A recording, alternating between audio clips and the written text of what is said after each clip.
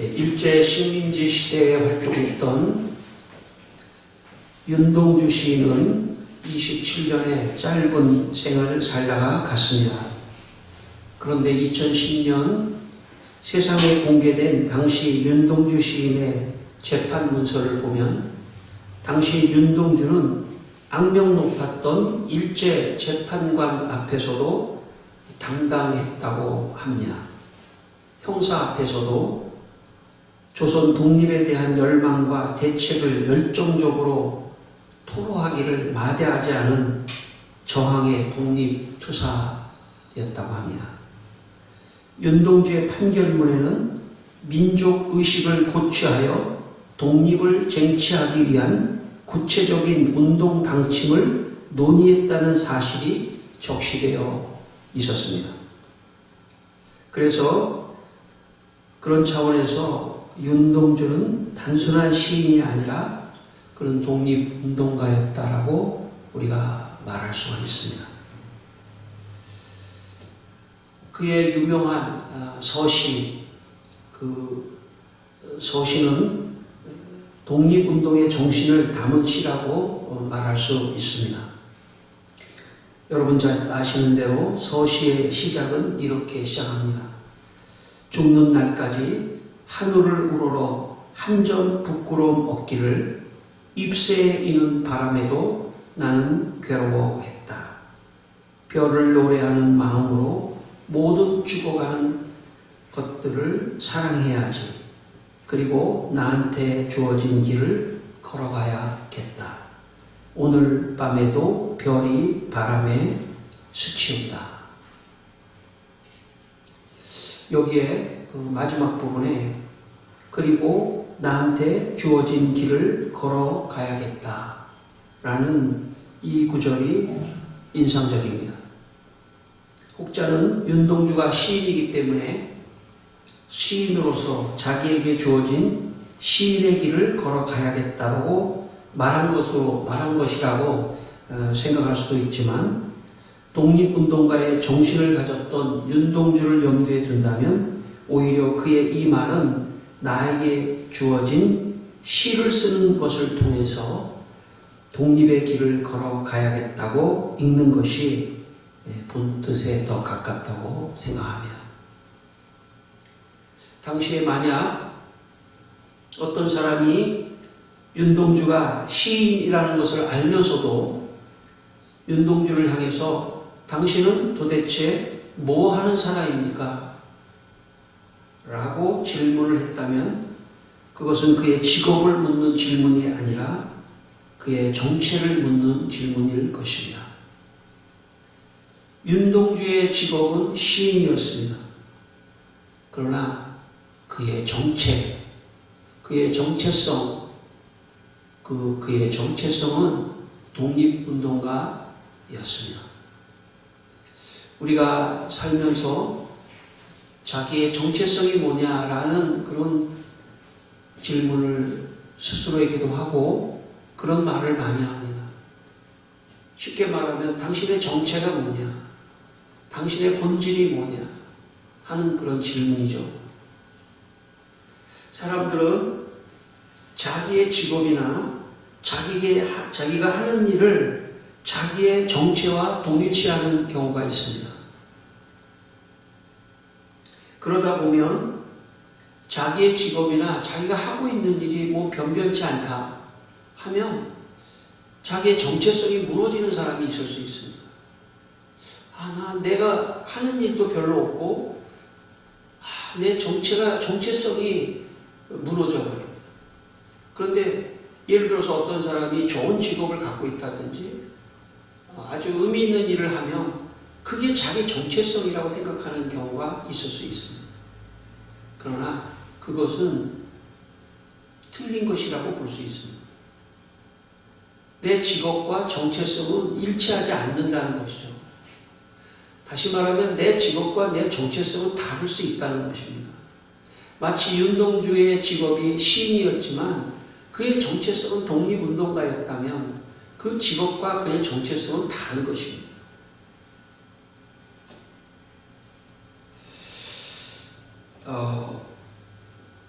믿음을 가진다는 것은, 신앙을 가진다는 것은 제가 볼 때 직업과 정체성을 분리하는 작업을 하는 것이다. 그렇게 생각합니다. 직업과 정체성을 분리해서 나의 직업과 정체성이 다르다는 것을 깨닫는 것, 그것이 신앙과 믿음을 갖는 것이라고 생각합니다. 하나님을 영접하고 하나님을 자꾸 믿어가기 시작하면 나의 정체성이 생깁니다. 첫 번째 정체성은 뭐냐면 나는 하나님의 자녀구나 하는 그런 정체성입니다. 두 번째 정체성은 뭐냐면 나는 하나님의 사명을 받은 사람이구나. 조금 더 구체적으로 말한다면 나는 전도자이구나. 하나님의 복음을 전하는 그런 사람이구나 하는 그런 정체성을 갖게 된다는 거죠. 그러다 보면 내가 가진 직업도 사실은 나의 정체성을 실현하기 위한 하나의 수단이고 도구가 될 수 있습니다. 그것이 윤동주의입니다. 그는 시를 쓰고 있었지만, 그는 다른 사람이 볼 때 직업이 시인이었지만, 그러나 그의 본질, 그의 정체성은 독립운동가였어요. 여러분 잘 아시는 대로 윤동주는 하나님을 잘 믿는 사람이었어요. 개신교 신자였어요. 그는 그 독립운동보다 더 깊은 정체성이 있었다면 그것은 하나님의 나라를 이루고 정의를 이루고 복음을 전하는 그것이 그의 더 본질적인 정체성이었을 것입니다. 마가복음 16장 15절은 이렇게 우리에게 말씀합니다. 예수님께서 너희는 온 천하에 다니며 만민에게 복음을 전파하라. 여기 너희는 사실은 예수님을 믿는 사람들을 말하는 거죠. 너희는 온 천하에 다니며 만민에게 복음을 전파하라. 온 천하라는 것은 바로 내 옆부터 시작한다고 볼 수 있죠. 다시 말하면 예수님께서 예수님을 따르는 제자들에게 정체성을 확인시켜 준 것입니다. 너는 전도자다. 너의 정체성은 전도자다 하는 그런 확신을 심어준 것입니다. 우리 신앙인들은 자기가 하는 일은 직업이고 정체는 복음을 전하는 전도자라는 인식을 가져야 오늘 이 시간에 여러분의 마음속에 나의 정체는 전도자다 하는 그런 인식을 다시 한번 생각하는 귀한 시간이 되시기를 주의 이름으로 축원합니다. 오늘 본문 24절 말씀 한 절밖에 없지만 다시 한번 우리가 읽겠습니다. 같이 읽습니다. 내가 달려갈 길과 주 예수께 받은 사명 곧 하나님의 은혜의 복음을 증언하는 일을 마치려 하면은 나의 생명조차 조금도 귀한 것으로 여기지 아니하노라. 아멘. 오늘은 이 본문은 사도 바울의 고백입니다. 사도 바울은 오늘 우리 모든 믿는 자들의 모델이죠. 신앙의 모델입니다. 어떻게 살아가야 할 것인가를 보여주는 그런 사람입니다. 바울은 젊은 시절 유대교의 최고의 율법 선생인 가말리엘 문화에서 율법을 배우고 종교적으로는 바리새인이었습니다. 한마디로 말하면 유대교의 최고의 기득권층인 종교인이었습니다. 그러던 어느 날 바울은 다메섹으로 예수 믿는 사람을 잡으러 가다가 그곳에서 부활하신 예수님을 만나게 됩니다. 그리고 그는 종교인의 직업을 버리고 자기의 기득권을 가지고 있었던 참 종교인의 직업을 버리고 복음을 전하기 위해 다른 직업을 선택합니다. 사도행전 18장 3절에는 바울이 어떤 직업을 가지고 있는지를 보여주고 있습니다. 18장 3절은 이렇게 말씀합니다. 바울이 아굴라와 브리스길라에게 가매 생업이 같으므로 함께 살며 일을 하니 그 생업은 천막을 만드는 것입니다. 그렇게 말씀합니다. 사실 바울은 유대교에 있었다면 최고의 종교인 대우를 받으며 참 기득권층에 계속 있을 수 있었던 그런 사람입니다. 그런데 그가 예수를 만나는 순간 그런 그 기득권을 가질 수 있는 그런 종교인의 직업을 버리고 천막을 만드는 그런 직업을 선택했습니다. 아마도 당시에 천막을 만드는 직업은 오늘 우리로 말하면 건축업이겠죠. 아마 건축업 중에서도 천막을 만드는 것을 볼 때는 그는 노동자였을 가능성이 있습니다. 건설 노동자의 일을 한 것이죠. 아마 그 당시에는 이렇게 이 노동자, 이 천막을 만드는 일은 이렇게 이동을 하면서 얼마든지 천막을 만들고 또 만들어주고 또 어디로 가서 이동해서 만들어주고 이렇게 할 수 있기 때문에 어떤 이동성, 이동을 하면서 새로운 사람을 만나고 그리고 새로운 사람을 만나는 가운데 내가 예수를 전할 수 있다고 하는 이런 가장 적합한 직업이다. 이렇게 생각을 했던 것이죠. 그래서 바울은 천막을 만드는 직업을 선택합니다. 그 당시의 세상적 관점에서 본다면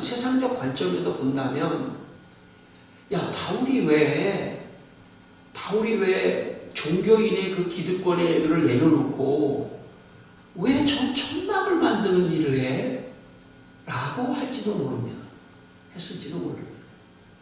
그러나 바울의 관심은 예수 그리스도를 만나면서 바울의 관심은 직업이 아니에요. 바울의 정체성은 전도자라고 하는 정체성으로 자기의 정체성을 발견한 것입니다. 직업은 수단일 뿐이에요. 직업은 이 정체성인 전도자로서의 삶을 살기 위한 하나의 도구이고 수단이었던 것이죠. 그것이 바울입니다. 그것이 그리스도인들의 모델입니다. 그렇게 사는 것입니다.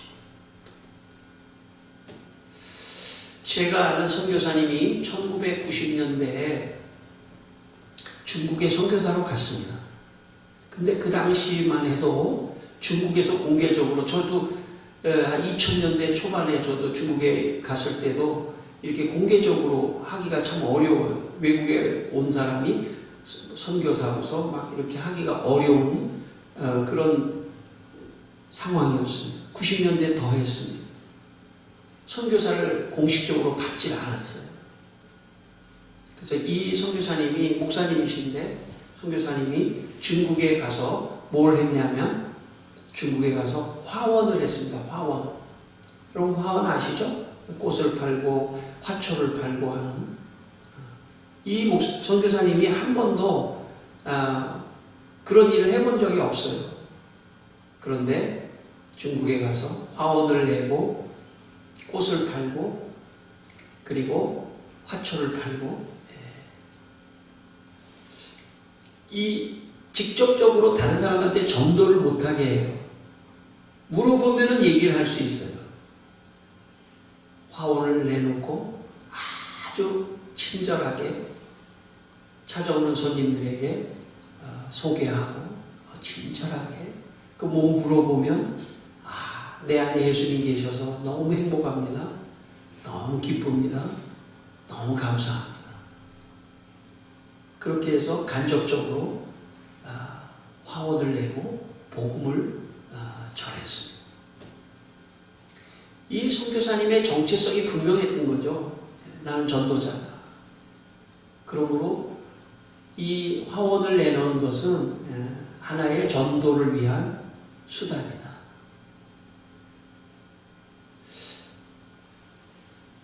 자기에게 그래도 맞았을 거예요. 그 선교사님에게 화초를 키우는 게 그래도 맞았을 거예요. 다른 것보다도. 어쨌든 간에.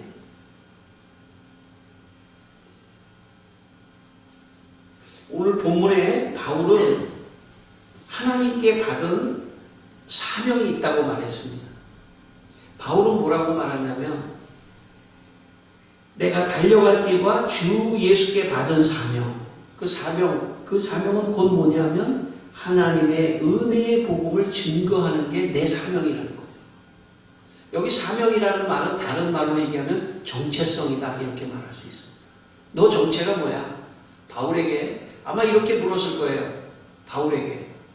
바울이 천막을 만들고 막 다니니까 혹시 바울을 아는 사람들이 야, 바울 옛날에 가말리엘이라고 하는 유대교의 최고의 학자에게 배웠던 완전히 앞길이 참 열려있는 그런 청년이 아니었어?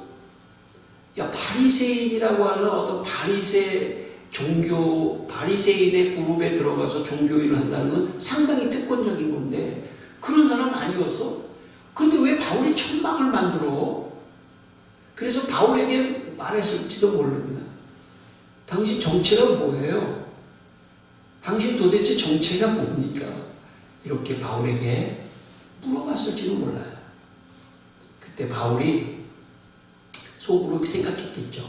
나의 정체는 전도자다.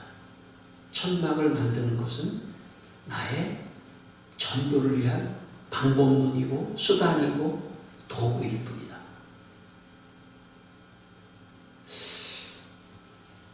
여러분, 신앙을 갖는다는 것은 직업 안에 정체가 있을 수가 있어요. 내가 무슨 지금 직업을 갖고 있기 때문에 내 정체성이 그걸 수도 있는데 그 정체성을 분리해야 됩니다. 분리해서 내 직업과 정체성은 다르다. 그런 생각을 하는 것이 하나님의 말씀 속에서 오늘 바울을 통해서 우리에게 들려주시는 말씀입니다. 요즘에는 가정에서 일하는 분들을 전업주부라고 말합니다.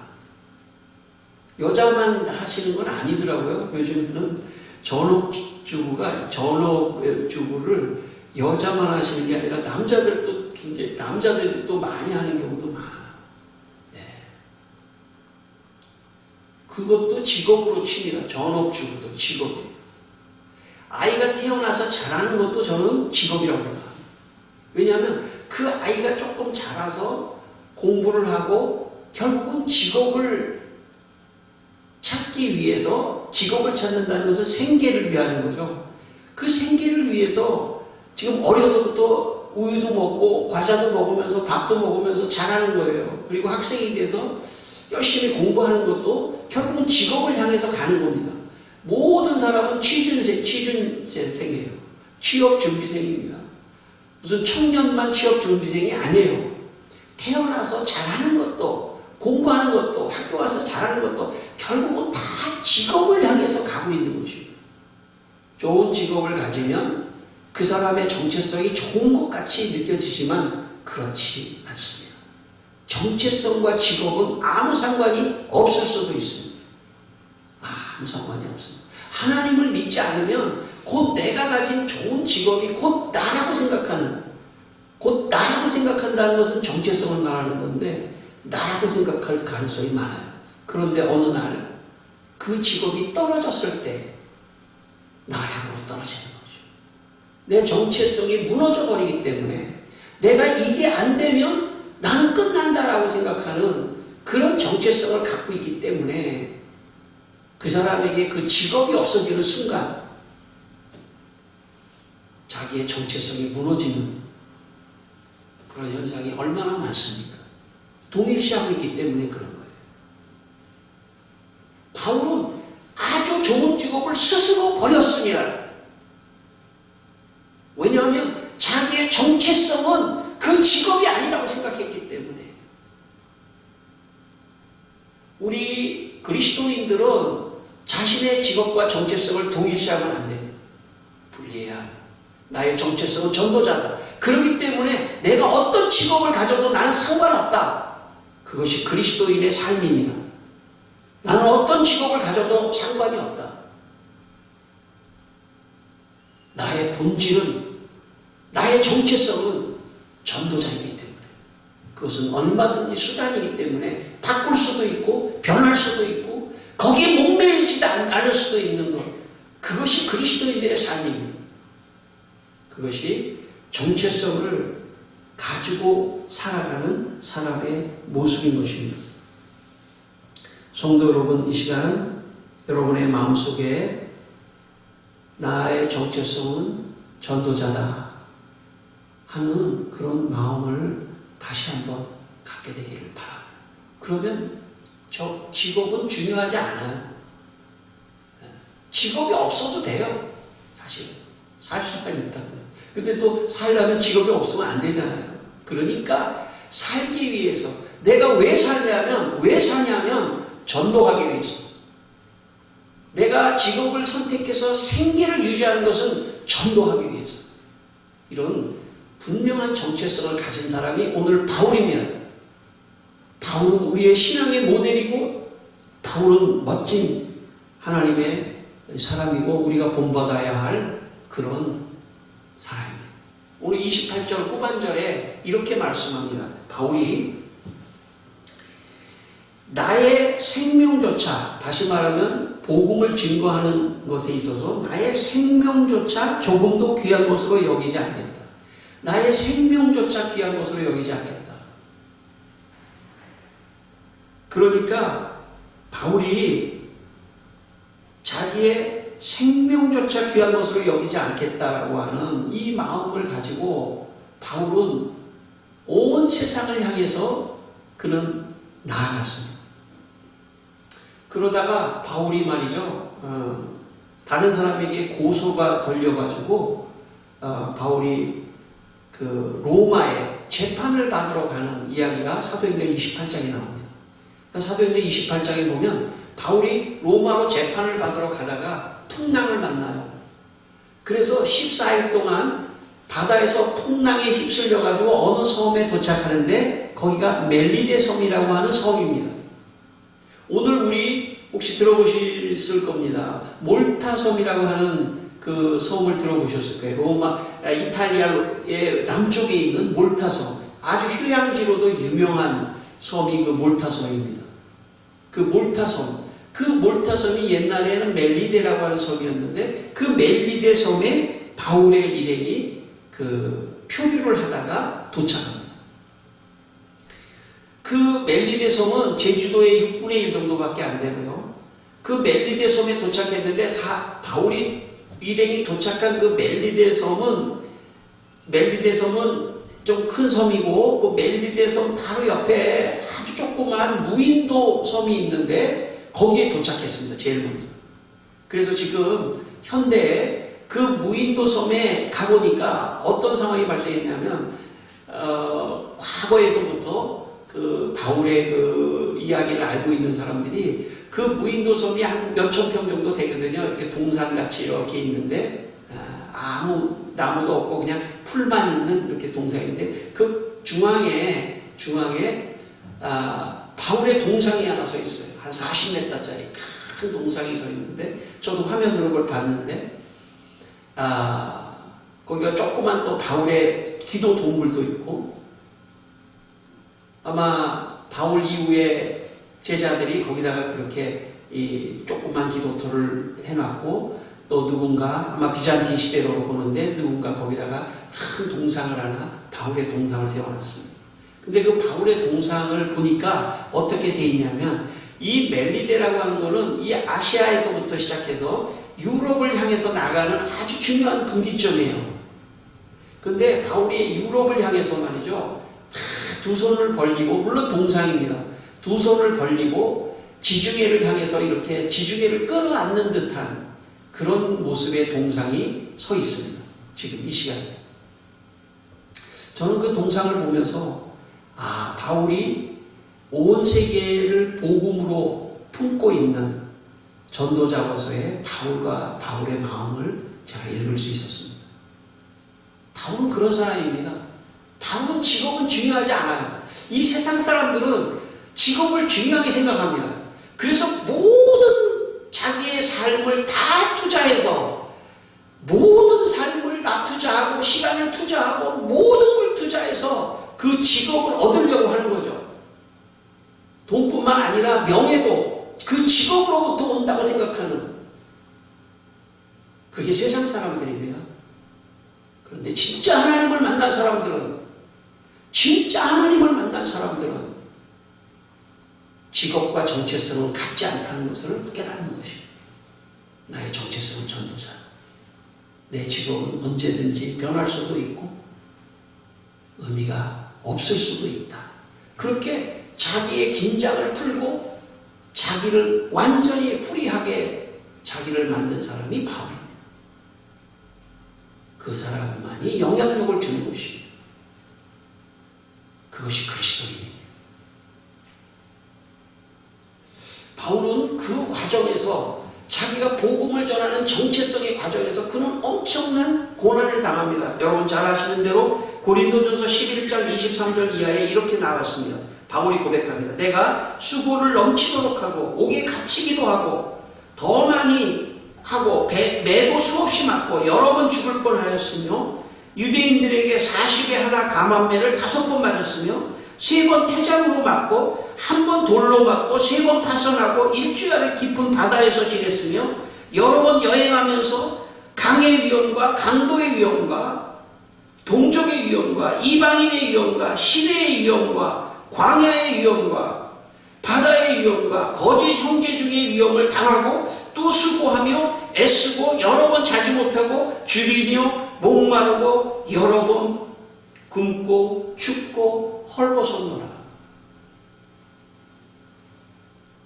여러분 바울은 종교인으로 살았다면 바울이 왜 이런 고난을 받았습니까? 안 받죠. 이런 고난을 왜 받습니까? 그의 정체성은 전도자였기 때문에. 그래서 하나님이 바울을 선택하신 것입니다. 너는 그렇게 삶을 보여줘야 한다. 누군가 후대의 그리스도인들이 어떻게 사는 것입니까? 어떻게 이 세상에서 직업을 가지고 사는 것입니까? 라고 질문을 할 때 네 모습을 보면서 의미 있는 삶, 전도자로서의 삶, 정체성을 가진 삶을 살 수 있도록 보여주기 위해서 바울을 선택한 것입니다. 개인적인 얘기를 해서 죄송하지만 제가 목회를 하면서 좀 잘 됐으면 좋겠는 마음이 왜 없겠습니까? 그때 주님께서 저에게 너 뭐 하는 사람이지? 저에게 질문을 하시더라고요. 특별히 지난주에 저에게 너 뭐 하는 사람이야?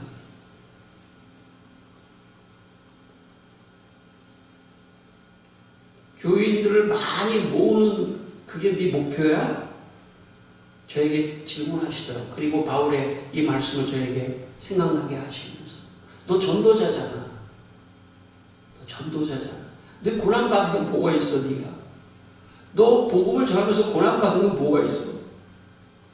조금은 있습니다. 저도 있긴 있지만 바울에게 비하면 아무것도 아니야. 고난받은 게 하나도 없어요. 너 영광만 받으려고 그래. 너 잘 되는 것만 생각하고 있는 거야. 너 뭔데? 너 직업이 뭐야? 종교인이야? 저에게 말씀하시더라고요. 너 전도자잖아. 전도자하면서 바울의 고난의 1%도 해본 적이 있어? 저에게 말씀하시더라고요. 나 전도자구나. 나 전도자구나. 난 목사라고 하는 직업이 아니에요. 그건 하나의 수단입니다. 내 본질, 내 정체는 뭐냐? 목사라고 하면 그 직업일 수도 있지만 너의 정체는 뭐냐? 전도자. 제 마음 안에 자유함이 오더라고요. 여러분 전도자일 때만이 자유함이 있어요. 내가 뭘 하고 있는 게 중요하지 않아요.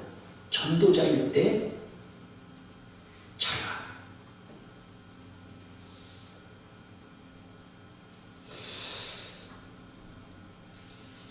제가 오늘의 교회에 있을 때, 제가 오늘의 교회 갔을 때가 오늘의 교회 하영조 목사님이 개척을 해서 9년쯤 됐을 때입니다.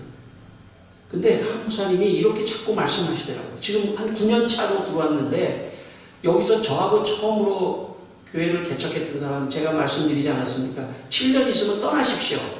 7년 있으면 떠나세요. 이 교회를 떠나서 전도자로 혹은 선교사로 살아가십시오라고 끊임없이 외치시더라고요.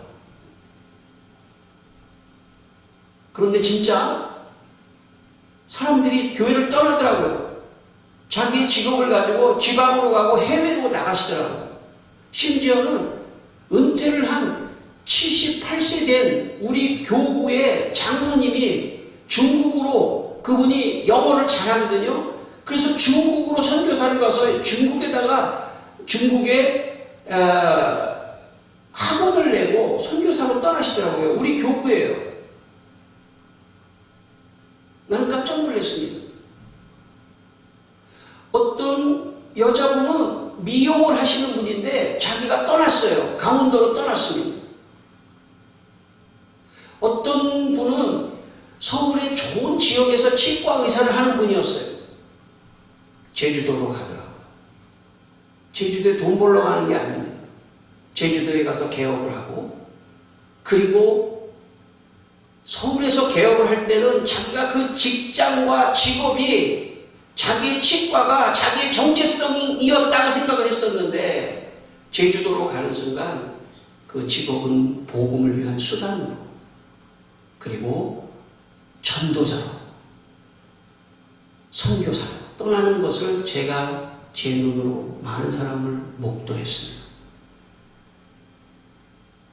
아, 이거구나. 이것이 그리스도인들의 삶이구나. 저는 사람들을 보면서 깨달았습니다. 성도 여러분, 하나님께서 여러분에게 직업을 주신다면 그것은 전도를 위한 수단으로 사용하라고 하는 것입니다. 생계를 위해서 사용하고 전도를 위해서 그 직장을 사용하는, 그리고 나는 전도자다. 나는 전도자다. 여러분도 전도자인 것을 다시 한번 자각하는 귀한 시간이 되시기를 주의 이름으로 축원합니다.